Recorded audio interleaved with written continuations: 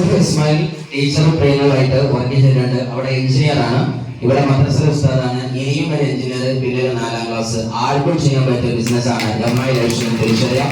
ഇവിടെ എന്റെ ഏറ്റവും വലിയ സന്തോഷം എന്ന് പറഞ്ഞാല് എന്നെ ഈ ബിസിനസ് വളർത്തിയ എന്റെ 3 അപ്ലൈൻസ് ആണ്. റഫീഖ് സാർ, അതേപോലെ തന്നെ അൽതാഫ് സാർ, അതേപോലെ തന്നെ ഷംസു സാർ. ആ 3 NTCയോട് കൂടെ NTC ആയി നിൽക്കാൻ പറ്റി എന്നതാണ് ഞാൻ വിശ്വസിക്കുന്ന നല്ലൊരു സന്തോഷം. ഈ ഇൻഡസ്ട്രിയുടെ ബ്യൂട്ടിയും അതാണ്.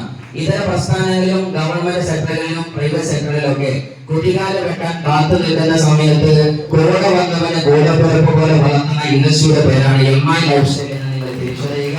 ഈ ഇൻഡസ്ട്രി എന്ന് പറയുന്നത് ഒരു പക്ഷേ മുന്നോട്ട് കൊണ്ടുപോകുന്ന സമയത്ത് ആശങ്ക പലരും വന്നേക്കാം. സാറെ പറഞ്ഞത് കേൾക്കുന്നില്ലല്ലോ, ഞങ്ങൾക്ക് അങ്ങനെ റെഡിയാകുന്നില്ലല്ലോ.